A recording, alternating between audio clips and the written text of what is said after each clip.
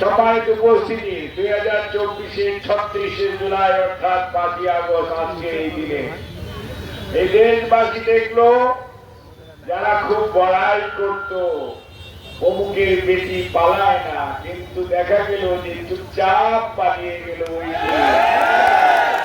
কাজেই ক্ষমতা হলো অসীম আল্লাহ রাব্বুল আলামিনের, ক্ষমতা নিয়ে বড়াই করতে নাই। বড়াই করলে তার পতন কি ধরনের হয় 36 জুলাই মানুষ দেখেছে।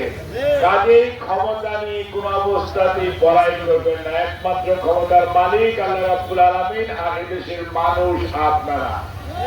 কাজেই বিএনপির ইতিহাস হচ্ছে জনগণের পাশে থাকা, জনগণের মনের ভাষা বুঝা, সে অনুযায়ী কাজ করা এবং নেতৃত্ব দেওয়া।